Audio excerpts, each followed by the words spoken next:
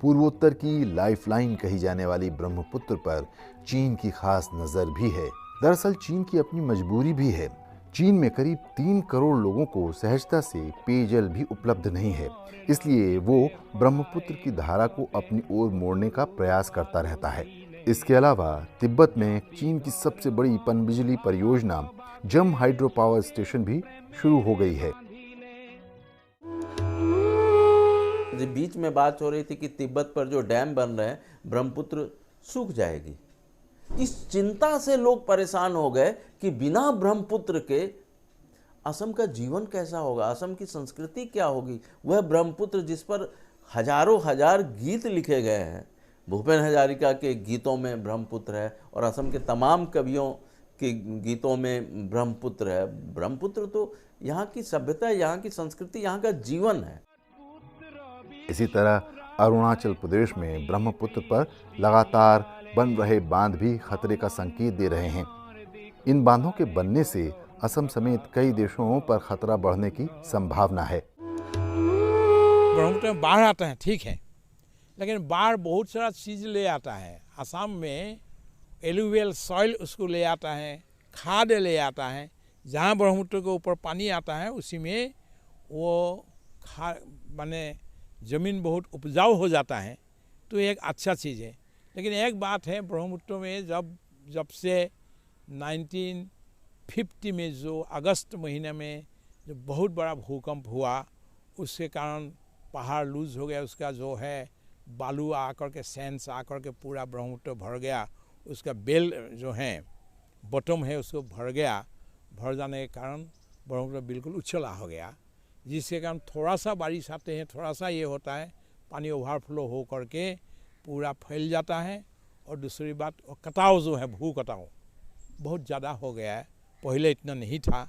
ब्रह्मपुत्र को खोदने का ज़रूरत है, उसको नियंत्रण करने की ज़रूरत है, तो फिर वो ठीक होगा। अगर नहीं होगा तो और भू कटाव हो जाएगा।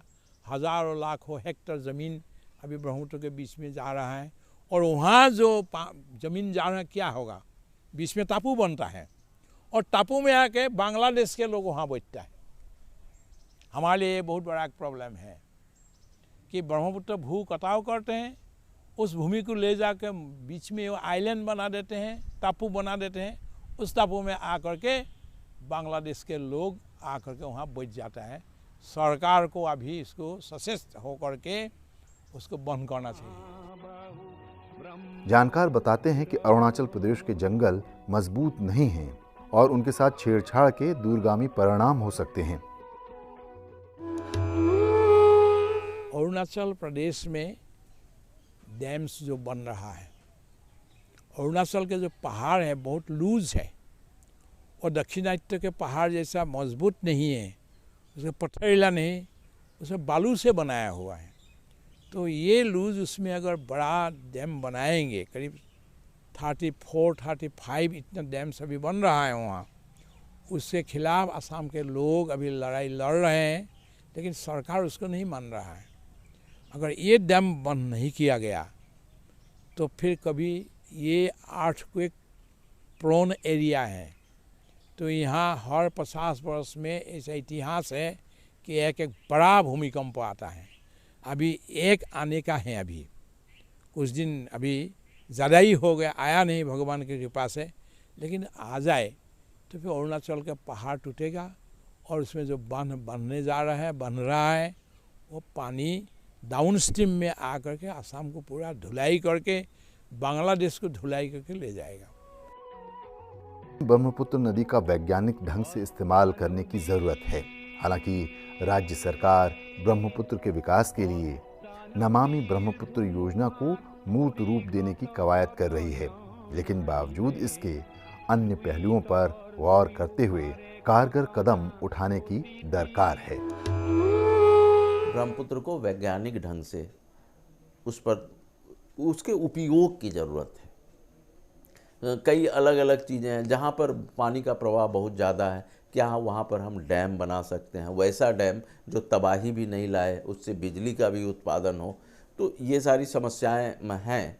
तो हम लोग अगर चाहें मिलजुल कर, तो ब्रह्मपुत्र को तो असम का सबसे जीवनदायिनी नदी के रूप में उसको उसके किनारे किनारे पर्यटन के रूप में विकसित किया जा सकता है। बहुत बड़ा क्षेत्र है।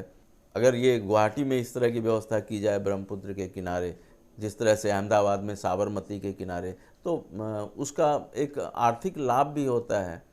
तो बस वही है कि ब्रह्मपुत्र में चूँकि बालू बहुत पहाड़ से नदियाँ आ रही हैं, उसके साथ बालू बहुत आ जाता है, तो उस बालू के बीच में रास्ता बनाकर थोड़ी बहुत, जहाँ पर बहुत ज़्यादा बेड ऊपर आ गया है वहाँ पर थोड़ी खुदाई कर दी जाए और इसको जल मार्ग के रूप में विकसित किया जाए, तो इसका और बहुत सारा लाभ हो सकता है। सदियों से ब्रह्मपुत्र के हमारे लिए कई मायने रहे हैं। ब्रह्मपुत्र के बिना इसके किनारे रहने वालों की जिंदगी की कल्पना भी नहीं की जा सकती। हमारे तो लाइफ लाइन है ब्रह्मपुत्र रिवर, लेकिन इसका ऊपर हम लोग जितना कुछ करना चाहिए था उतना हम लोग कर नहीं पा रहा हूँ अभी भी। तो काफ़ी कुछ करने का ज़रूरत है, क्योंकि ये हमें सपोर्ट भी देता है, नुकसान भी करते हैं।